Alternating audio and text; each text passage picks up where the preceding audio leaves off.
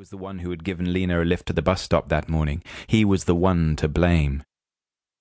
He reached Skellefteå at about 3 a.m. and stopped at Circle K for fuel and to fill his flask with coffee. Despite the early hour, the lad behind the counter was bright-eyed and cheerful, with red-blonde hair combed to one side. He was young, maybe 19, 20, the same age Lena was now, although he found it hard to imagine her so grown up. He bought another pack of Marlboro Lights despite his guilty conscience. His eyes fell on a display of mosquito repellent beside the till. Lelle fumbled with his bank card. Everything reminded him of Lena. She had reeked of mosquito repellent that last morning. It was actually the only thing he remembered, the way he had wound down the window to get rid of the smell after dropping her off at the bus stop. He couldn't recall what they'd said to each other that morning, whether she was happy or sad, or what they'd eaten for breakfast. Everything that had happened afterwards took up too much room, and only the mosquito repellent remained. He had said as much to the police that evening, that Lena stank of mosquito repellent. Annette had stared at him as if he were a total stranger, someone to be ashamed of. He remembered that too.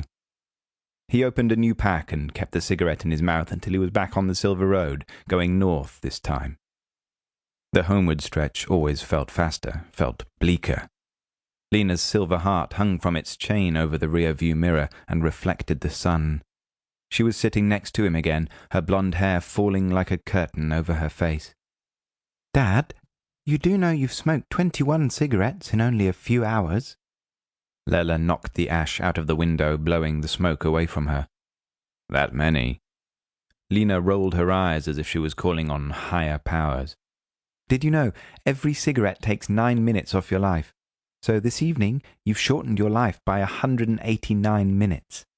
"You don't say," said Lelle. "But what have I got to live for anyway?" The reproach clouded her pale eyes as she looked at him. "You've got to find me. You're the only one who can." Meja lay with her hands on her stomach and tried not to listen to the sounds. The hunger that growled under her fingers, and the others, the nauseating sounds that came up through the gaps in the floorboards, Celia's heavy panting, and then his, the new man's, the squeaking of the bed and then the dog barking. She heard the man yell at it to go and lie down. It was the middle of the night by now, but the sun was still shining strongly in the little triangle-shaped room. It fell in warm gold shafts over the greying walls, and revealed the pattern of capillaries under her closed eyelids. Meja couldn't sleep. She kneeled beside the low window and brushed away the cobwebs with her hand. There was only blue night sky and blue-tinted forest as far as the eye could see. If she craned her neck, she could see a slice of lake down there, black and still, enticing almost.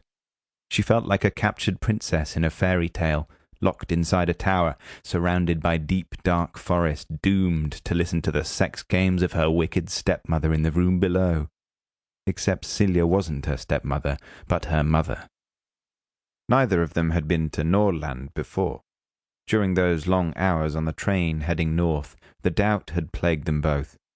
They'd argued and cried and sat in lengthy periods of silence as the forest thickened outside the window and the distance between stations became longer and longer.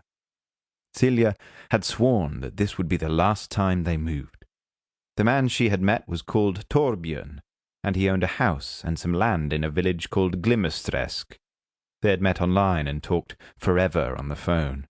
Meja had heard his monosyllabic Norrland way of speaking and seen pictures of a man with a moustache and a thick neck and eyes like slits when he smiled. In one photo he was holding an accordion, and in another he was leaning over a hole in the ice, holding up a fish with red scales. Torbjörn was a real man, according to Celia, a man who knew how to survive in extreme conditions and who could look after them. The train station where they eventually got out was nothing more than a hut amongst the pines, and when they tried the door it was locked. No one else had got out, and they stood feeling helpless in the slipstream of the train as it pulled away and vanished among the trees. The ground vibrated for a long time under their feet. Celia lit a cigarette and started to drag the suitcase over the crumbling platform, while Meja stayed where